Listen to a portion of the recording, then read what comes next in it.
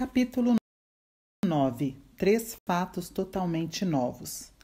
A nova aliança anunciada pelo profeta Jeremias trouxe três fatos totalmente novos, sobre os quais nunca se ouvira até então. Esses três fatos eram tão radicalmente diferentes, principalmente para a mente dos judeus, que eles constantemente resistiam a Jesus, que veio para anunciar e trazer essa nova aliança. Foi o apóstolo Paulo quem recebeu a revelação mais clara a respeito da nova aliança. Até mesmo Pedro, que andou com Jesus por 3 anos e meio, ainda misturou alguns comportamentos da velha aliança em sua vida após a morte e ressurreição de Jesus. Quando Deus quis que Pedro fosse à casa de um gentio, veja isso em Atos 10, ele primeiro teve que tratar um pouco da mentalidade da velha aliança que ainda restava em Pedro. A história foi mais ou menos assim. Cornélio era um centurião romano muito religioso, mas que ainda não era salvo. Ele dava dinheiro aos pobres e orava a um Deus que ainda não conhecia pessoalmente.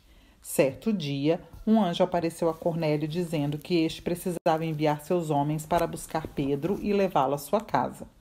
Enquanto isso, o apóstolo Pedro estava em cima do telhado orando. É importante compreender que Pedro já havia pregado em Jerusalém, onde 3.000 pessoas haviam sido salvas. Ele já fazia parte da Igreja do Novo Testamento e da Nova Aliança, mas as ideias da Velha Aliança estavam profundamente arraigadas em seu coração. Contudo, Deus estava decidido a arrancá-las dele para cumprir seu propósito. Deus queria que Pedro pregasse o Evangelho a um gentio, que estava incluído na Nova Aliança, mas como Pedro não estava disposto a fazer isso devido à sua falta de entendimento da Nova Aliança, Deus teve que usar um método totalmente diferente. A primeira coisa que notamos no versículo 10 é que Deus esperou propositalmente até que Pedro estivesse com fome, pois, como dizem, é pelo estômago que se conquista um homem. A Bíblia diz que quando ele teve fome e quis comer, enquanto preparavam sua comida, ele entrou em um transe. Nesse transe, Pedro viu claramente o céu aberto e um grande lençol amarrado pelos 4 cantos, descendo bem à sua frente. Esse grande lençol estava cheio com todos os tipos de animais que um judeu sob a velha aliança não tinha permissão para comer. Só isso já teria sido radicalmente demais. Mas então uma voz disse a Pedro: "Levante-se, Pedro, mate e coma." Vamos recapitular o que Deus fez. Primeiro, ele esperou até que Pedro tivesse fome.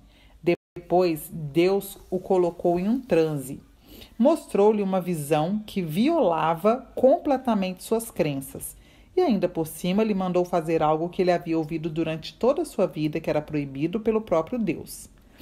Mesmo faminto, Pedro respondeu: "Não, Senhor, pois jamais comi algo comum ou impuro." A velha aliança estava impregnada de forma tão profunda em seu coração que ele resistiu até ao próprio Senhor. Mas Deus não desistiu e repetiu a cena 3 vezes. Enquanto Pedro ponderava acerca do que Deus estaria tentando lhe dizer, as pessoas que Cornélio enviara chegaram à casa em que Pedro estava hospedado. Pedro sabia que tinha que ir com eles porque o Espírito Santo havia lhe dito que fosse. Mas Deus ainda tinha algo radical a fazer para garantir que Pedro fosse totalmente convencido da nova aliança. Quando Pedro chegou à casa de Cornélio e estava pregando o Evangelho a eles, o Espírito Santo caiu sobre aqueles gentios antes mesmo de serem batizados. Até aquele momento, jamais havia acontecido algo assim. Nem havia registro desse tipo de acontecimento em lugar algum das Escrituras. Inclusive, aquilo contradizia o sermão do próprio Pedro no dia de Pentecostes, quando ele disse que as pessoas tinham de se arrepender e se batizar primeiro e só depois receberiam o dom do Espírito Santo. Veja Atos 2:38. Depois, como está registrado em Atos 15, Pedro usou essa experiência para provar a validade da nova aliança. Paulo estava tão decidido a defender a nova aliança que estava disposto até mesmo a confrontar cara a cara o grande apóstolo Pedro, como vemos na carta aos Gálatas. Quando, porém, Pedro chegou a Antioquia, eu o enfrentei face a face por causa da sua atitude reprovável.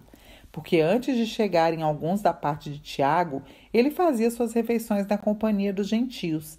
Todavia, quando eles chegaram, Pedro foi se afastando até se apartar dos incircuncisos apenas por temor aos que defendiam a circuncisão. Isso está em Gálatas 2, 11 e 12. Os 3 fatos totalmente novos que jamais haviam acontecido antes foram declarados pelo profeta Jeremias.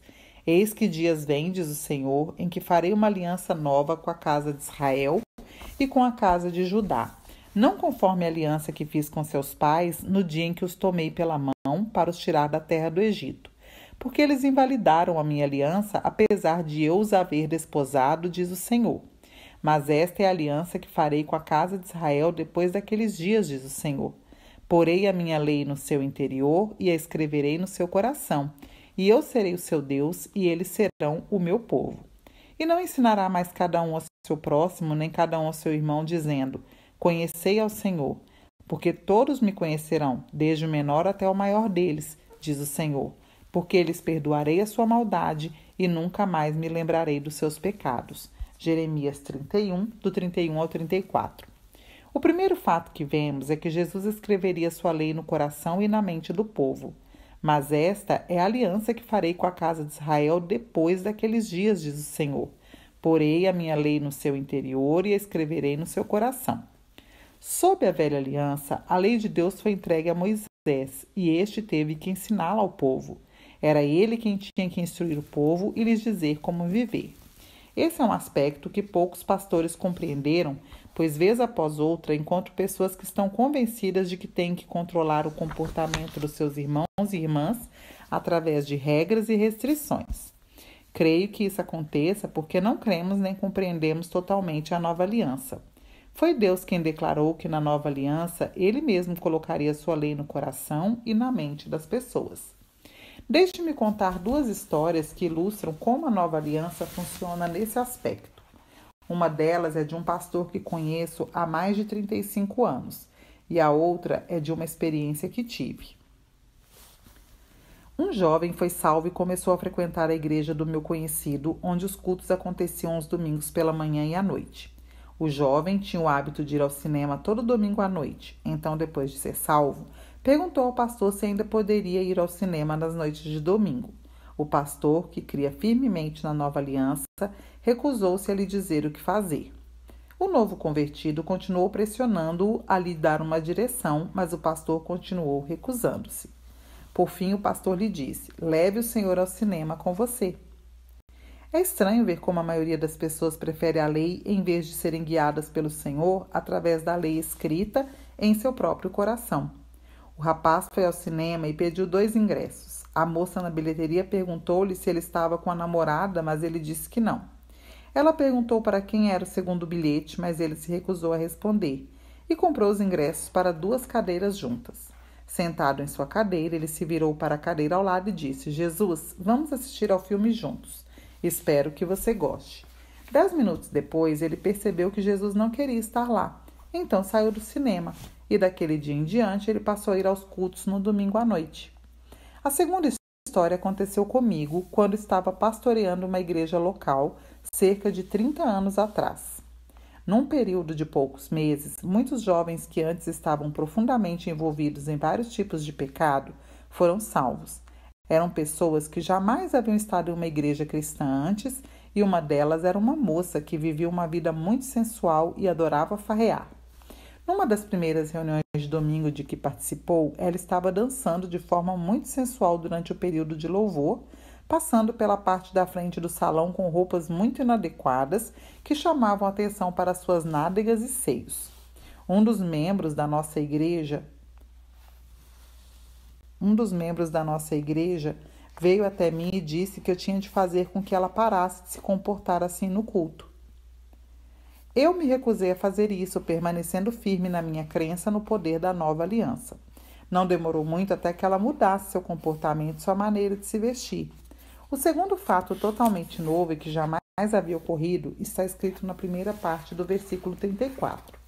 Ele diz que todos conhecerão o Senhor intimamente, e não ensinará mais cada um ao seu próximo, nem cada um ao seu irmão, dizendo: Conhecei ao Senhor, porque todos me conhecerão, desde o menor até o maior deles, diz o Senhor. Que promessa maravilhosa da nova aliança! Todos conhecerão o Senhor de forma íntima e pessoal. Um dos anseios mais profundos do coração do homem é por intimidade. O homem não foi criado para viver isolado, mas para se relacionar em intimidade. Antes de o pecado entrar no mundo, Adão e Eva viviam num relacionamento íntimo com Deus. Sob a nova aliança, essa intimidade foi restaurada. Lembro-me de uma ocasião no início do meu ministério em que acordei porque estava falando alto durante o sono. Fiquei repetindo essa mesma frase por várias vezes. Obrigado, Senhor, porque não tenho uma religião, mas um relacionamento. Essa parte da nova aliança está ligada à primeira promessa. Se você conhece alguém de forma íntima e pessoal, também saberá o que o agrada. Se a igreja simplesmente conseguisse aprender a andar pela fé nesse aspecto da nova aliança, as pessoas seriam atraídas com mais facilidade ao Senhor através dela. Devemos rejeitar com veemência a ideia de que algumas pessoas têm mais favor de Deus ou que ele escuta mais as orações de alguns do que de outros. Creio que esse seja um conceito muito maligno, religioso e da velha aliança, porque despreza a obra da cruz. Quantas vezes as pessoas me disseram que gostariam de ter um relacionamento tão íntimo com o Senhor quanto o que eu tenho, mas meu coração chora por todos os que não vivem em intimidade com o Senhor. Pois, meu amigo querido, a nova aliança promete que todos conhecerão o Senhor. Portanto, você deve crer que isso faz parte da nova aliança e simplesmente desejar esse relacionamento. E, pela fé, desenvolver intimidade com o Senhor. Você está tão perto dele quanto deseja estar. O terceiro fato totalmente novo que vemos na nova aliança é a libertação da culpa. Como também vemos no versículo 34, Deus removerá toda a culpa da vida do seu povo, porque lhes perdoarei a sua maldade e nunca mais me lembrarei dos seus pecados. Deus declara que ele não se lembrará mais dos pecados deles. A culpa destrói qualquer relacionamento pessoal. Ela leva as pessoas a esconderem coisas umas da outra, a manter segredos e desencadeia medos que são muito destrutivos num relacionamento. Na nova aliança, Deus declara que já não há mais lembrança do pecado que foi cometido na vida dos seus filhos. A lei de Deus em nosso coração e mente, um conhecimento íntimo do Senhor e a libertação da culpa jamais foram vistos sob a velha aliança e são novos privilégios da nova aliança.